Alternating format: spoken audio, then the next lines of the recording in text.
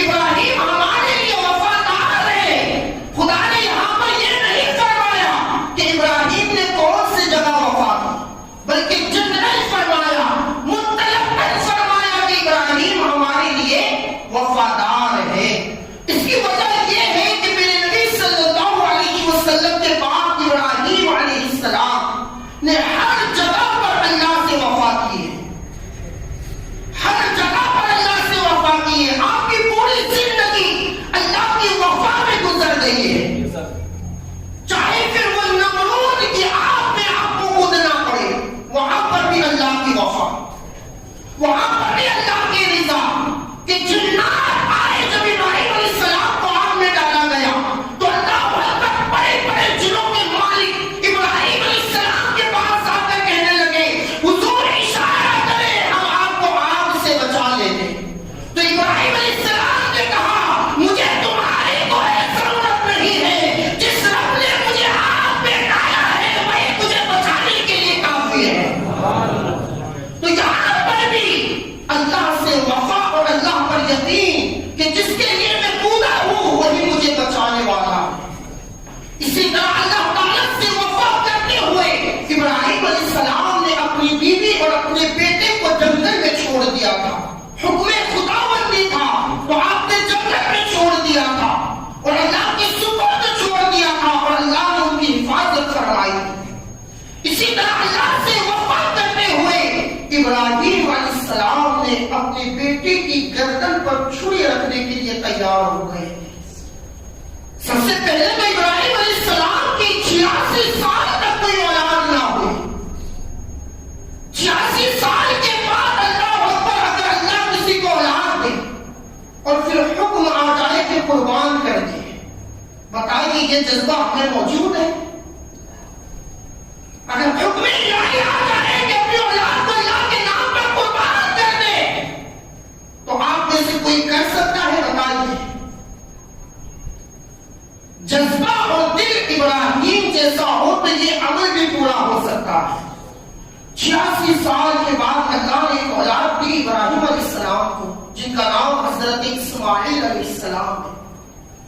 اولاد بھی ایسی خوبصورت کہ جس کی خوبصورتی کے سامنے ساری جماعت فیکے ہو جائے، ساری خوبصورتی فیکے ہو جائے، کیونکہ اسماعیل علیہ السلام کی پیشانی پر نور محمدی چمک رہا تھا. اور حکم بھی اللہ کا کیسا آیا؟ پہلا خواب آیا ابراہیم علیہ السلام کو کہ میرے نام پر قربانی دے. تو ابراہیم علیہ السلام چونکہ نبی تھے اور نبی کا خواب کبھی غلط نہیں ہو سکتا. آپ صبح اٹھے 100 اونٹوں کے اللہ کے نام پر قربانی دے. بہت بڑے مالدار تھے ابراہیم علیہ السلام. کہا جاتا ہے کہ آپ کے پاس اونٹ، گائے، بھیڑ، بکریاں اللہ تعداد تھی، یہاں تک کہ آپ مکہ اور مدینے سے باہر اپنی بکریوں کے لیے ریور بنایا کرتے تھے. بہت بڑے مالدار رئیس تھے ابراہیم علیہ السلام. دوسرے دن سوئے خواب آیا کہ میرے نام پر قربانی دے. ابراہیم علیہ السلام صبح اٹھے اور 200 اونٹوں کے اللہ کے نام پر قربانی دے دی. پھر سوئے، تیسرے دن پھر خواب آیا کہ میرے نام پر قربانی دے. ابراہیم علیہ السلام پھر اٹھے اور 400 اونٹوں کے اللہ کے نام پر قربانی دے دی.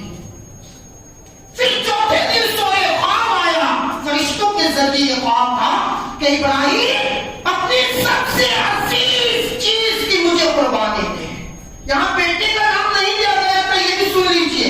یہاں یہ نہیں کہا تھا کہ آپ کا لاڈلا جو بیٹا ہے اس کی قربانی دے، بلکہ یہاں پر یہ کہا گیا کہ تیرے عزیز سب سے زیادہ پیاری چیز ہو اس کی قربانی دے. ابراہیم علیہ السلام صبح اٹھے اور آپ نے سوچنا شروع کر دیا کہ میرے لیے سب سے عزیز چیز کون سی ہے، میں سب سے زیادہ پیار کس سے کرتا ہوں.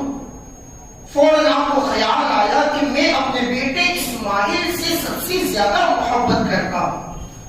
اگر ان کی جگہ ہم ہوتے تو کچھ نہ کچھ راستہ نکال لیتے. راستہ ایسا نکالتے کہ ایک بکرا بھی ذبح نہ ہونے پائے.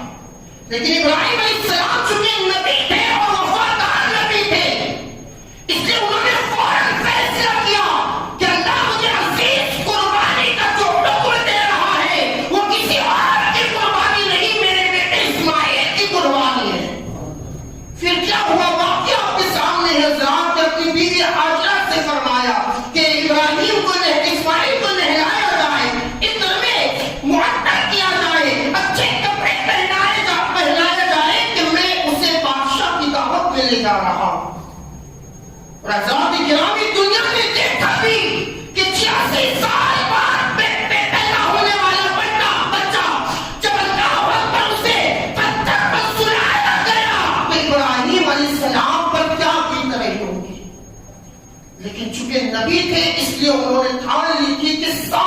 محبتوں سے بڑھ کر اگر کوئی محبت ہے تو وہ محبت الہی ہے.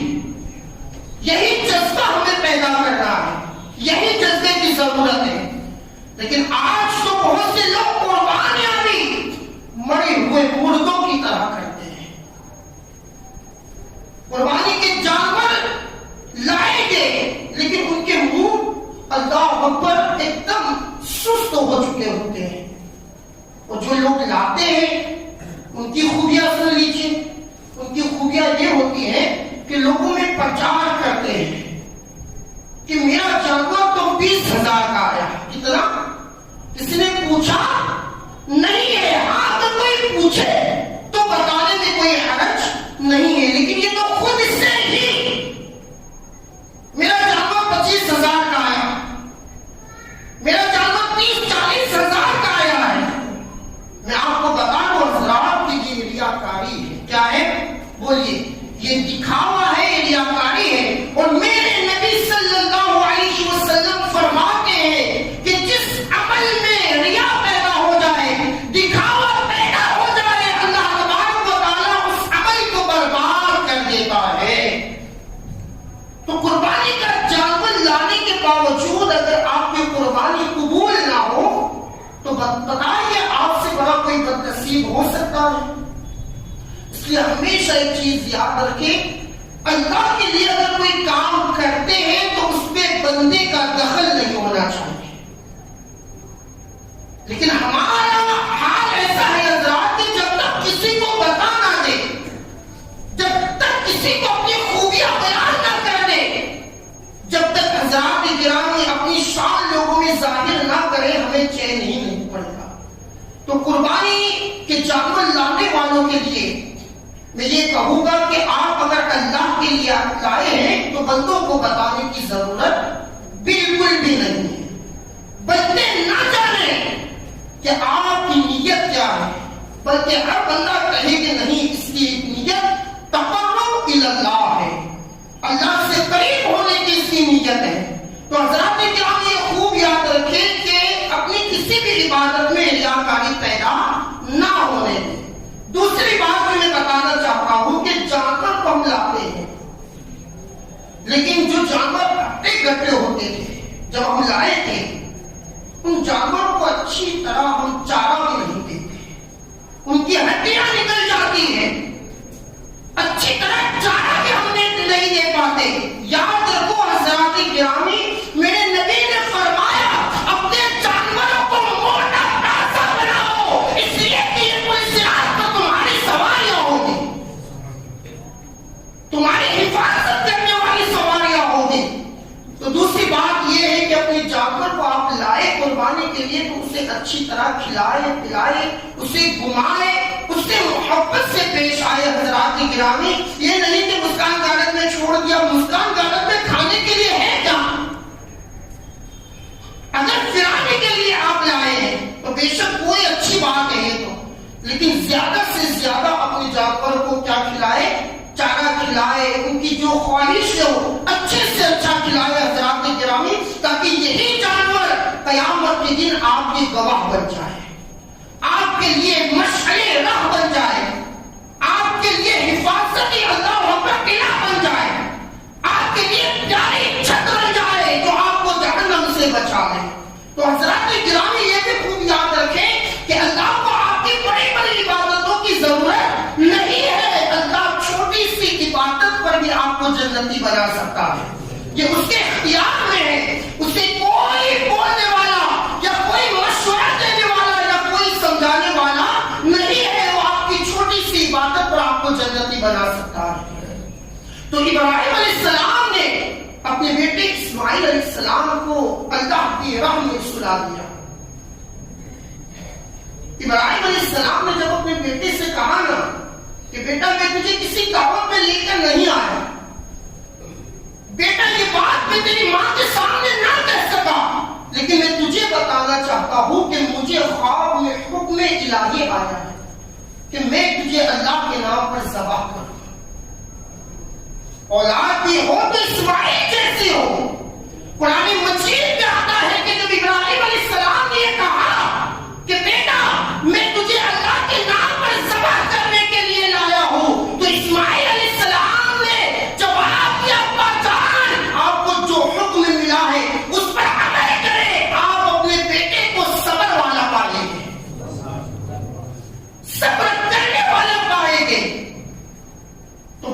بننا ہے تو ابراہیم کی طرح بننا چاہے، اور بیٹا بننا ہو تو اسماعیل علیہ السلام جیسا بننا چاہیے۔ تو حضرات گرامی جب اسماعیل علیہ السلام نے اجازت دے دی، باپ نے لٹا دیا، چھری ہاتھ میں ہے، اللہ تبارک و تعالیٰ فرشتوں میں ناز کر رہا ہے، فرشتوں میں ناز کر رہا ہے، اور فرشتوں سے کہہ رہا ہے، اے فرشتوں، جب میں نے تم سے کہا تھا وَإِذْ قَالَ رَبُّكَ لِلْمَلَائِكَةِ إِنِّي جَاعِلٌ فِي الْأَرْضِ خَلِيفَةً، اللہ نے فرشتوں سے فرمایا ہے، اے فرشتوں، دنیا میں اپنا نائب بنانا چاہتا ہوں۔ کیا کہا تھا؟ میں دنیا میں اپنا خلیفہ بنانا چاہتا ہوں۔ تو فرشتوں نے کیا کہا تھا معلوم ہے؟ قَالُوا أَتَجْعَلُ فِيهَا مَن يُفْسِدُ فِيهَا وَيَسْفِكُ الدِّمَاءَ، میرے مولا کیا تو ایسوں کو نائب بنائے گا، ایسوں کو خلیفہ بنائے گا جو دنیا میں خون ریزیاں کرے گے، ایک دوسرے کا قتل کریں گے، ایک دوسرے کو ماریں گے، ایک دوسرے پر ظلم و ستم کریں گے؟ تو اللہ نے کیا فرمایا تھا؟ قَالَ أَعْلَمُ وَأَنْتُمْ أَعْلَمُ مَا لَا تَعْلَمُونَ، کہ میرے فرشتوں جو میں جانتا ہوں وہ تم نہیں جانتے۔ فِيهَا مَن يُفْسِدُ فِيهَا وَيَسْفِكُ الدِّمَاءَ وَنَحْنُ نُسَبِّحُ بِحَمْدِكَ وَنُقَدِّسُ لَكَ، لیکن فرشتوں نے ساتھ میں یہ بھی کہا تھا مولا کوئی نائب مت بنا، ہم تیرے لیے کافی ہیں، ہم تیری پوری زندگی تسبیح کرتے ہیں، ہم ایک سیکنڈ کے لیے بھی نہیں رکتے مولا، تیری تسبیح میں ہمارے شب و روز گزرتے ہیں۔ تو اللہ نے فرمایا کہ نہیں، نائب تو بناؤں گا، کیونکہ جو میں جانتا ہوں وہ تم نہیں جانتے۔ جب ابراہیم علیہ السلام نے اپنے بیٹے اسماعیل کو پتھر پر سلایا تو خدا وہاں ناز کر رہا تھا، فرشتوں سے کہہ رہا تھا، اے فرشتوں، بے شک تم میں تسبیح و تحلیل کی طاقت ہے، میرے سامنے جھکنے کی طاقت ہے، لیکن آج میرا خلیل ابراہیم جو کر رہا ہے، کیا تم میں وہ طاقت موجود ہے؟ جس کو میں خلیفہ بنانا چاہتا تھا، نائب بنانا چاہتا تھا، وہ مجھ سے ایسی محبت کرتا ہے کہ میری محبت میں اپنے بیٹے کو قربان کرنے کے لیے تیار ہو گیا۔ تو فرشتوں نے پھر کہا